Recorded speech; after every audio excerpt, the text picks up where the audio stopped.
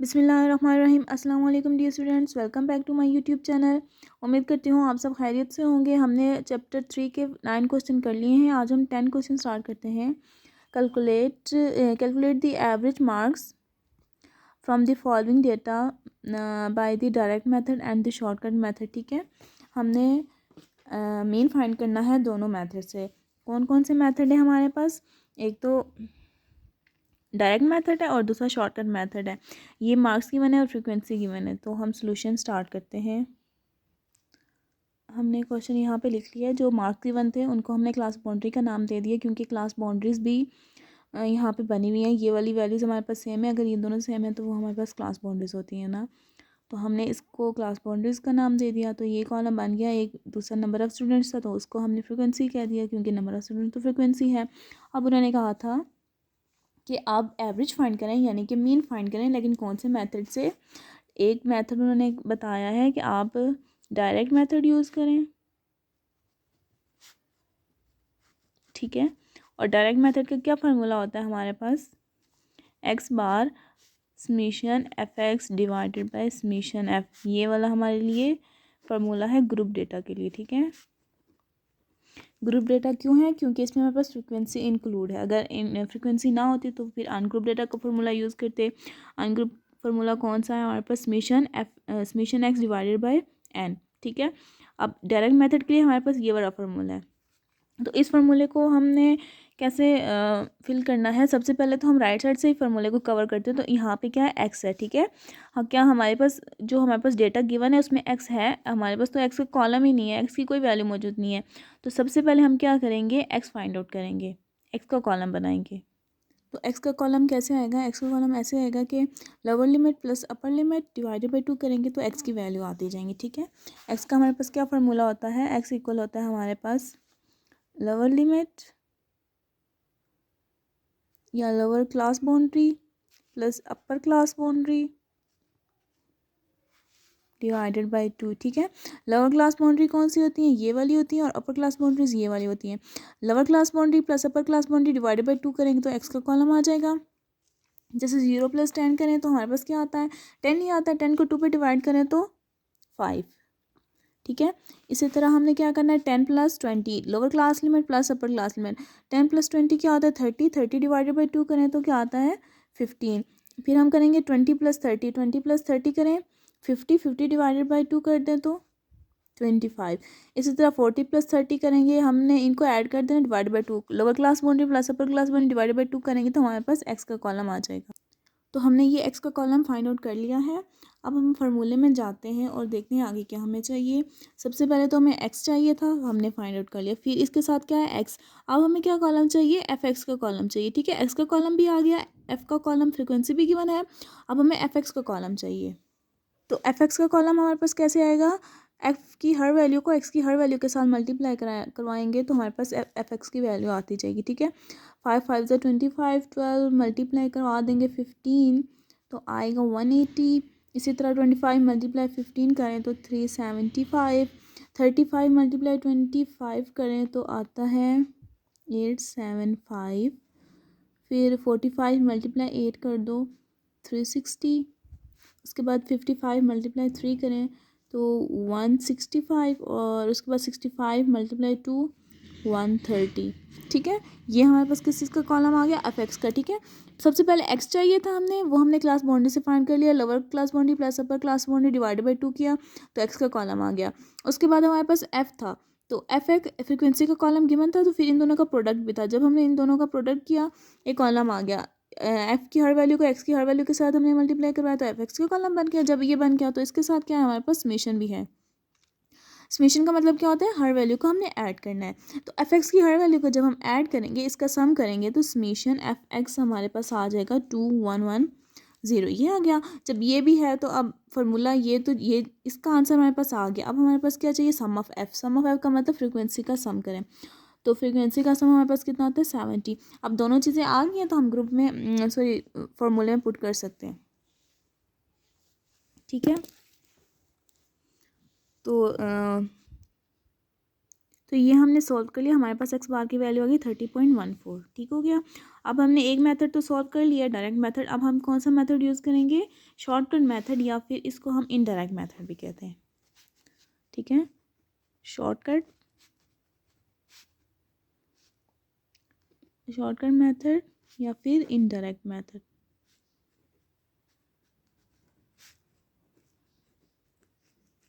इसका फार्मूला हम देख लेते हैं कि इसका फार्मूला क्या है हमारे पास। तो एक्स बार इक्वल होता है A plus summation F D divided by summation F. Shortcut method का ये फार्मूला होता है। ठीक है, और ये हमारे पास ग्रुप डेटा के लिए, ग्रुप डेटा के लिए क्यों? क्योंकि इसमें फ्रीक्वेंसी इंक्लूड है, ये तो आप लोगों को पता ही है। ये ग्रुप डेटा के लिए फार्मूला है। ठीक हो गया। अब हमने इसके अकॉर्डिंग अब सारी चीज़ें पूरी करनी है कि हमें क्या क्या चाहिए। हमने हमेशा फार्मूले को ना राइट साइड से कवर करना है कि राइट साइड से सबसे पहले क्या हमारी चीज़ आ रही है? डी। क्या हमारे पास डी का कॉलम है? डी की कोई वैल्यू है? नहीं, हमारे पास तो डी की कोई वैल्यू ही नहीं है। तो डी किस चीज़ के इक्वल होता है? ये भी इसका है कि एक्स माइनस ए के इक्वल हमारे पास डी होता है। और एक्स क्या होता है? एक्स की तो वैल्यू हमारे पास गिवन है। ए क्या होता है हमारे पास? ए इक्वल होता है एज्यूम वैल्यू। ठीक है, ए हम एज्यूम कर सकते हैं एक्स में से कोई भी वैल्यू एज्यूम कर सकते हैं। तो अब हमें क्या चाहिए? डी का कॉलम, क्योंकि फार्मूले में सबसे पहले डी आ रहा है, तो डी तो है ही नहीं हमारे पास। तो हमने क्या फाइंड करना है? सबसे पहले डी, उसके बाद एफ तो गिवन है, तो फिर एफ डी, फिर समीशन। ठीक है, तो अब सबसे पहले डी का कॉलम बनाते हैं। तो जैसे कि मैंने कहा कि डी इक्वल होता है एक्स माइनस ए के, ए एज्यूम वैल्यू होती है, तो हम एज्यूम कोई भी वैल्यू कर सकते हैं एक्स में से ना। तो हमने यहाँ से 35 को एज्यूम कर लिया। तो अब हम क्या करते हैं? एक्स माइनस 35 करेंगे, एक्स की हर वैल्यू में से 35 को माइनस करेंगे, तो हमारे पास डी का कॉलम आ जाएगा। जैसे कि 5 माइनस 35 करें तो -30, 15 माइनस 35 करें तो -20, 25 माइनस 35 करें तो -10, 35 को माइनस करें तो 0, फिर हमारे पास आता है 10, 20 और 30। ठीक हो गया, ये हमारे पास डी का कॉलम आ गया। फिर हम फार्मूले में जाते हैं, हमें और क्या चाहिए? हमें डी तो मिल गया है, हमने डी का कॉलम बना लिया। इसके बाद हमारे पास एफ भी है, तो एफ का कॉलम तो है हमारे पास, लेकिन इन दोनों का प्रोडक्ट नहीं है। ठीक है, अब इन दोनों का प्रोडक्ट चाहिए, यानी कि एफ डी का कॉलम बनेगा। अब एफ डी का कॉलम कैसे बनेगा? ये डी का कॉलम आ गया, ये फ्रीक्वेंसी का कॉलम है। 5 मल्टीप्लाई -30 करें तो -150। इसी तरह फ्रीक्वेंसी की हर वैल्यू को डी की हर वैल्यू के साथ मल्टीप्लाई करना है, जैसे कि 12 मल्टीप्लाई -20, 15 मल्टीप्लाई -10, ऐसे हम करेंगे तो ये आ जाएगा -240, -150, 0, 80, 60, 60। ठीक है, ये आ गया, एफ डी का कॉलम आ गया। फिर हम फार्मूले में जाते हैं, हमने डी फाइंड किया, उसके बाद एफ डी भी कर लिया। अब इसके साथ तो समेशन है, समेशन का मतलब हमने इसका सम करना है। तो समेशन एफ डी यानी कि सम ऑफ एफ डी हमारे पास किस चीज़ की इक्वल आता है? -340 यानी कि 340 के। ठीक हो गया। अब हमारे पास सारी चीज़ें हैं फार्मूले के अकॉर्डिंग, तो हम फार्मूले में पुट कर सकते हैं। ए हमने क्या एज्यूम किया था? ए जो हमने एज्यूम किया हुआ था, ठीक है, ए हमने एज्यूम किया था 35 प्लस समेशन एफ डी हमारे पास जो ये वाली वैल्यू आई है -340 आई है। अब डिवाइडेड बाय समेशन एफ हमारे पास क्या था? 70। ये सिर्फ इसके नीचे डिवाइड हो रहा है। अब हमने क्या करना है? -340 डिवाइडेड बाय 70 हमने करना है, तो ये हमारे पास आता है 35, और इसको कर लेते हैं हम डिवाइड, 340 डिवाइडेड बाय 70, तो ये हमारे पास गाइस आता है 4.85, और राउंड ऑफ करके हम लिख सकते हैं इसको -4.86, और इन दोनों का जब हमने माइनस कर देना है तो एक्स बार हमारे पास इक्वल आ जाएगा 30.14। तो ये एक्स बार की हमारे पास वैल्यू फाइंड आउट हो गई है। ठीक है, इस क्वेश्चन को, एक ही क्वेश्चन था, इसमें हमने मीन फाइंड करना था, एवरेज। ठीक है, एवरेज मीन को ही कहते हैं। और मेथड दो यूज़ करने थे, कौन सा? डायरेक्ट और शॉर्टकट मेथड। अब हम क्वेश्चन नंबर 10 पे जाते हैं। हम देखते हैं क्वेश्चन नंबर 10 में क्या बात हो रही है। The following table gives the hourly wages of a group of persons working in a factory. Apply the step deviation method to find the mean. ठीक है, इसमें भी हमने मीन फाइंड करना है, लेकिन कौन सा मेथड यूज़ करना है? Step deviation. ठीक है, स्टेप डेविएशन मेथड होता है या फिर कोडिंग मेथड होता है। डेटा हमारे पास गिवन है, हम सॉल्व करते हैं इसको। जो डेटा हमारे पास गिवन था हमने लिख लिया है, डेली वेजेस गिवन थे और frequency number of students given थे, वो हमने लिख लिया। अब हमने फाइंड करना है मीन शॉर्टकट मेथड से नहीं, स्टेप डेविएशन मेथड से, ठीक है, या फिर हम इसको कोडिंग मेथड भी कहते हैं। तो उसका क्या फार्मूला होता है, एक्स बार इक्वल होता है मीन के ना हमारे पास तीन ही मेथड हैं, डायरेक्ट मेथड, शॉर्टकट मेथड जिसको हम इनडायरेक्ट मेथड भी कहते हैं, और तीसरा मेथड ये है जो हम करने वाले हैं स्टेप डेविएशन मेथड, या फिर इसको हम कोडिंग मेथड कहते हैं। इसका फार्मूला होता है एक्स बार इक्वल होता है A plus summation F U divided by summation F multiply H, ठीक है, ये हमारे पास फार्मूला होता है। अब इस फार्मूले के अकॉर्डिंग जो एच होता है ना हमारे पास, वो इनका डिफरेंस होता है हमारे पास, ठीक है, यानी कि 60 माइनस 57 करें तो क्या डिफरेंस है 63, यानी 163 माइनस 160 करें तो ये वाला इनका क्लासेस का डिफरेंस होता है। और यू हमारे पास इक्वल होता है, यू इक्वल होता है x minus A divided by H, ठीक है। तो यहाँ पे ए तो आपको पता है एज्यूम वैल्यू होती है और एच हमारे पास डिफरेंस होता है, तो ये यू इस चीज़ के इक्वल होता है और एच हमारे पास डिफरेंस के इक्वल होता है। अब देखें सबसे पहले हमें इस फार्मूले में क्या चाहिए, एच चाहिए। एच हमारे पास क्या है, इनका डिफरेंस 160 माइनस 157 करें या फिर इन अपर में से कोई भी हम माइनस करें तो हाँ इन दोनों का डिफरेंस जो है वो सेम ही आ रहा है, ठीक है। तो क्या डिफरेंस आ रहा है 3 का, 160 माइनस 157, 163 माइनस 160, तो एच हमारे पास आता है 3, ये आ गया।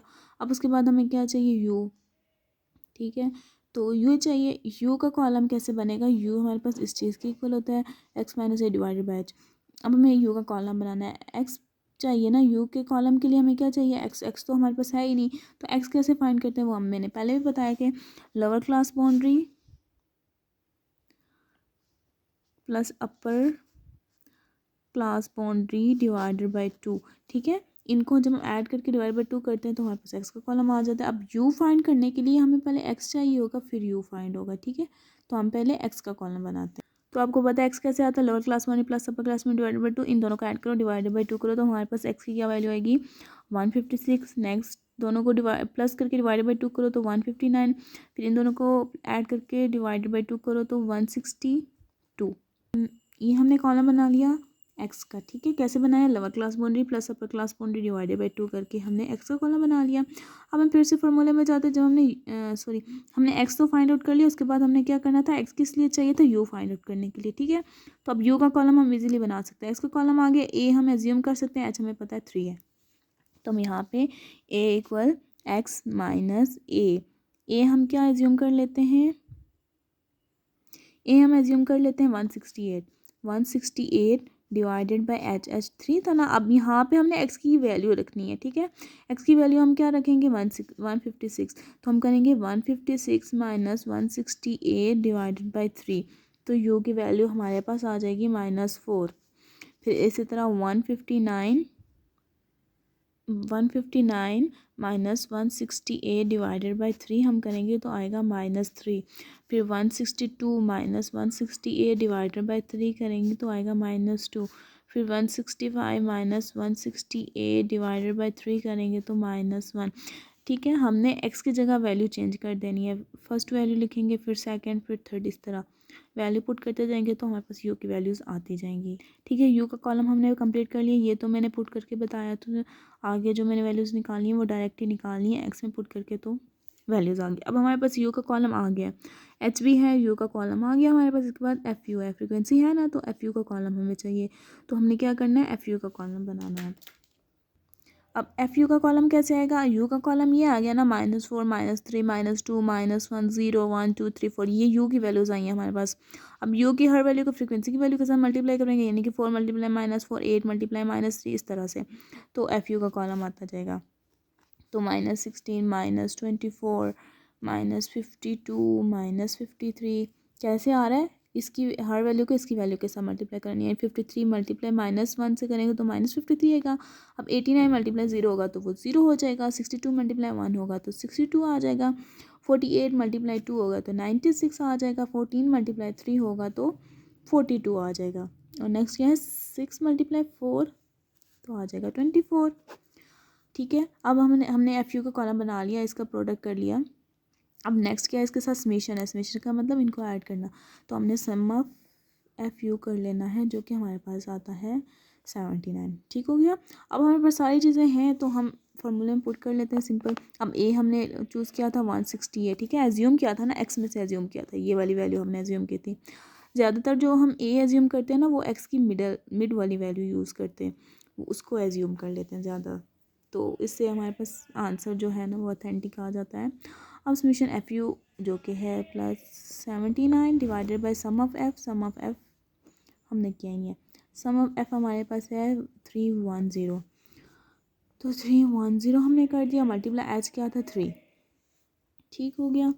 अब हमने क्या करना है, इसको सॉल्व करना है। एक्स बार आ जाएगा हमारे पास 168 प्लस 0.76 आता है इसको सॉल्व करने से, और फिर जब इन दोनों का ऐड कर देंगे तो आएगा 168.76, ये हमारे पास आ गया एक्स बार का आंसर। तो उम्मीद करती हूँ आपको आज का लेक्चर समझ में आया होगा। Thank you so much. अल्लाह हाफिज़।